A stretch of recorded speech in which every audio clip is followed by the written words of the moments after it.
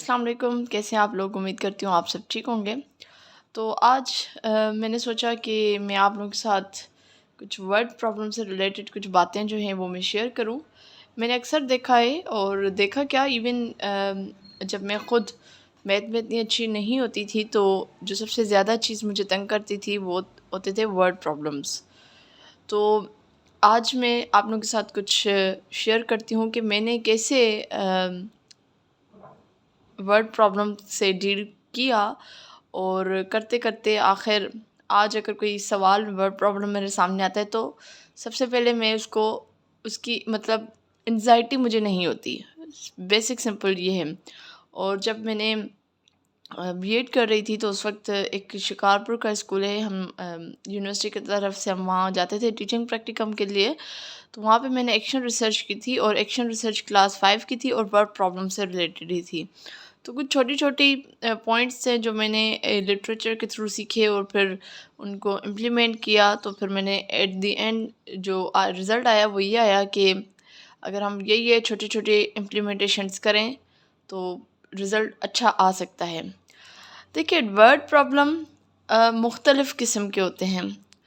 मैं कोई लिटरेचर के थ्रू आपको नहीं कहूँगी कि ये ऐसा होता है या वैसा होता है, नहीं। मैं बहुत सिंपल, जैसे आप किसी से, अपने टीचर से, अपने भाई से, अपने बहन से पूछते हो तो वो आपको सिंपल लैंग्वेज में समझाएं। अगर वर्ड प्रॉब्लम्स की हम बात करें तो हमारे पास कुछ सवाल आते हैं जो एडिशन से रिलेटेड होते हैं, ठीक है। कुछ सवाल हमारे पास सब्ट्रैक्शन से होते हैं, ठीक है। कुछ मल्टीप्लिकेशन के होते हैं, कुछ डिवीज़न से होते हैं, ठीक है। एचसीएफ के होते हैं, एलसीएम के होते हैं। उसके अलावा एज से रिलेटेड वर्ड प्रॉब्लम्स आते हैं। उसके अलावा रेशो एंड प्रोपोर्शन और परसेंटेज, ठीक है। ये बेसिक कुछ क्वेश्चंस होते हैं जो किसी भी टेस्ट में आते हैं। ये मैं नहीं कह रही सिर्फ यही हैं, और भी होंगे, और भी होते हैं, और भी टॉपिक्स हैं, ठीक है। लेकिन ये जो है अक्सर हमारे किसी भी टेस्ट में आते हैं। अब जब हम addition, subtraction, multiplication, division, HCF, LCM, age, ratio, proportion, percentage की बात करें तो हर एक टॉपिक में जो क्वेश्चन होगा वो सिंपल से लेकर कॉम्प्लेक्स तक चला जाता है। मतलब इजी भी होते हैं उसमें, कुछ ऐसे क्वेश्चंस होते हैं जो बहुत सिंपल होते हैं, और कुछ ऐसे होते हैं जो बहुत कॉम्प्लेक्स होते हैं। तो अगेन वो डिपेंड करता है कि वो क्वेश्चन है कैसा। और दूसरी बात कि अगर आप एडिशन, सब्ट्रैक्शन, मल्टीप्लिकेशन, डिवीजन को समझ जाते हैं, उसके सिंपल क्वेश्चंस को समझ जाते हैं, तो ये चीज़ें आपको रेशो, प्रोपोर्शन, एलसीएम, परसेंटेज इसमें काम देती हैं, ठीक है। और अगर आप मुझे शुरू से फॉलो कर रहे हैं तो मैंने एलसीएम, एचसीएफ, इनकी तो मैंने अभी रिसेंटली एक वीडियो रखी है इनके वर्ड प्रॉब्लम्स की। रेशो और प्रोपोर्शन में मैंने बहुत अच्छे से काम किया हुआ है, आप लोगों के साथ मैंने शेयर किए हैं वीडियोस बहुत ज़्यादा। जो हमारी एसटीएस की सीरीज़ चल रही है तो उसमें तो मैंने बहुत प्रोपोर्शन के क्वेश्चंस करवाए हैं, ठीक है। अब सबसे पहले कुछ पॉइंट्स मैं आप लोगों के साथ शेयर कर दूं। एक टर्म है क्लू वर्ड्स। आप गूगल पे लिखें क्लू वर्ड्स और आगे उसके लिख दें क्लू वर्ड्स किसके, एडिशन के, सब्ट्रैक्शन के, मल्टीप्लिकेशन के, डिवीजन के, एचसीएफ के, एलसीएम के, किसके। अगर मैं इनको 4 हिस्सों में तकसीम करूं तो सबसे पहले अगर मैं एडिशन की बात करूं तो एडिशन के कुछ क्लू वर्ड्स मैं यहाँ लिख रही हूँ जो आपको हेल्प करते हैं क्वेश्चन को अंडरस्टैंड करने के लिए।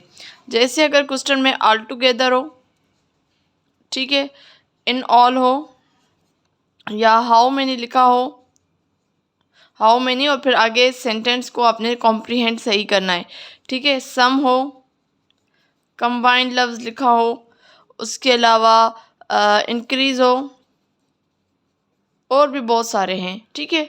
ये एडिशन के हो गए।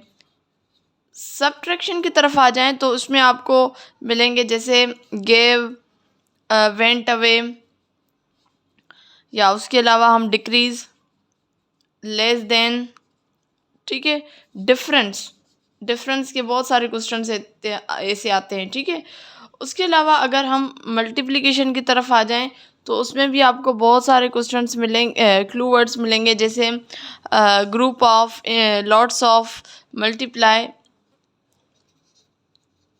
ग्रुप ऑफ, उसके अलावा जी मल्टीप्लाई, उसके अलावा प्रोडक्ट ऐसा प्रोडक्ट भी समझ लें। प्रोडक्ट से जैसे कोई सवाल आ जाता है आपके पास कि the product of two number, मैं यहाँ लिख देती हूँ, the product of two number is 4, what are the numbers. तो इसको फिर x multiply x is equal to 4 करेंगे, यानी x भी नहीं पता, यानी ये दो नंबर्स हमें नहीं पता, इनका प्रोडक्ट है ना, तो ये x हमने निशानी दी, ज़र्ब की निशानी दी, मल्टीप्लाई की, क्यों दी, क्योंकि ये बीच में जो है प्रोडक्ट का लफ्ज़ यूज़ हुआ है, ठीक है। उसके अलावा डिवीज़न में आ जाए तो डिवाइडेड बाय है, ठीक है। उसके अलावा है जी shared equally, divided into equally, ये आपको गूगल पे बहुत आसानी से बहुत ज़्यादा मिल जाएंगे। आपने सबसे पहले क्या करना है, इन क्लू वर्ड्स की आपने चिट बनानी है और आप अपने दीवार पे लगा दें जहाँ पे आप स्टडी करते हैं, या आप जहाँ से रोज़ाना जहाँ बैठते हो। दिन में आप 3 बार वहाँ से गुजरोगे, 3 बार आपकी उसके ऊपर नज़र पड़ेगी, तो आपको एक अच्छा रट्टा लग जाएगा, आपको आइडिया हो जाएगा कि क्लू वर्ड्स कौन से हैं। अगर अच्छा ये क्वेश्चन है, इसमें ये वर्ड है, तो ये इसका इस तरीके से ये सॉल्व होगा, ठीक है। तो सबसे पहले आपने क्लू वर्ड्स जो है वो बहुत अच्छे से समझ लेने हैं। अच्छा, एक क्वेश्चन मैंने लिखा है, लेकिन इस क्वेश्चन की तरफ जाने से पहले कुछ और पॉइंट्स मैं आप लोगों के साथ शेयर कर दूं कि क्वेश्चन वर्ड प्रॉब्लम किसी भी कॉन्सेप्ट का हो, अगर आपको कॉन्सेप्ट नहीं समझ आया, अगर आपको कॉन्सेप्ट क्लियर नहीं है, तो आपको वर्ड प्रॉब्लम समझ ही नहीं आएगा, ठीक है। सबसे पहली बात ये कि आप अगर रेशो प्रोपोर्शन का कोई क्वेश्चन आपके सामने आए, अगर आपको रेशो प्रोपोर्शन का पता ही नहीं है, अगर फॉर एग्जांपल मुझे पता ही नहीं है कि एरो नीचे देना है ऊपर देना है, या प्रोपोर्शन का कैसे रखना होता है, प्रोपोर्शन का कॉन्सेप्ट क्या है, इनवर्स प्रोपोर्शन, डायरेक्ट प्रोपोर्शन क्या है, तो आप उसको क्वेश्चन को समझिए, आधी एंजाइटी तो आपको वहीं हो जाती है, ठीक है। अच्छा, प्रोपोर्शन का आ गया, अच्छा ये तो कॉन्सेप्ट मेरा क्लियर ही नहीं है, ठीक है। एक बात ये, दूसरी बात ये कि वर्ड प्रॉब्लम मुश्किल नहीं होते, सिर्फ़ और सिर्फ आपको प्रैक्टिस की नीड होती है। आप प्रैक्टिस करें, जितनी प्रैक्टिस करेंगे वर्ड प्रॉब्लम्स आपके अच्छे होते जाएंगे, ये मैं आपको एक गारंटी देती हूँ। मुझे जितनी एंजाइटी होती थी वर्ड प्रॉब्लम्स को देखकर, अब मुझे नहीं होती। क्यों नहीं होती? क्योंकि मैंने इतनी प्रैक्टिस कर ली, इतनी प्रैक्टिस कर ली कि अब कोई क्वेश्चन आता है तो मुझे खौफ नहीं होता, ठीक है। ये क्वेश्चन लिखा है, ज़ाहिर सी बात है मैं एक एक नहीं समझा सकती, लेकिन जो मेरे अपना एक्सपीरियंस है वो मैं शेयर कर रही हूँ कि Ali has 20 lemon sweets and 14 oranges sweets, what is the total number of sweets Ali has. अच्छा, जब इस टाइप का कोई भी क्वेश्चन हो ना, तो किसी भी वर्ड प्रॉब्लम में दो चीज़ें होती हैं, एक होती है स्टेटमेंट और एक होता है क्वेश्चन। स्टेटमेंट आपको क्या दे रही होती है, वो आपको इन्फॉर्मेशन प्रोवाइड कर रही होती है, ठीक है। जैसे Ali has 20 lemon sweets and 14 orange sweets, ये इस क्वेश्चन का जो ये वाला पार्ट है, ये आपका स्टेटमेंट पार्ट है, और स्टेटमेंट पार्ट आपको इन्फॉर्मेशन प्रोवाइड कर रहा है कि आपके क्वेश्चन में कौन कौन सी इन्फॉर्मेशन है। अब व्हाट इज़ द टोटल, अब व्हाट से जो है वो क्वेश्चन आपसे पूछा जा रहा है। अगर आपने स्टेटमेंट वाले पार्ट को अंडरस्टैंड ही सही नहीं किया, आपने इन्फॉर्मेशन ही नहीं निकाल पाए इस क्वेश्चन से कि कौन कौन सा एरिया जो इसका स्टेटमेंट है इन्फॉर्मेशन हमें प्रोवाइड कराए, अगर आपने उसी को ही नहीं समझा तो आप क्वेश्चन को समझ ही नहीं सकते, आप आंसर निकाल ही नहीं सकते, ठीक है।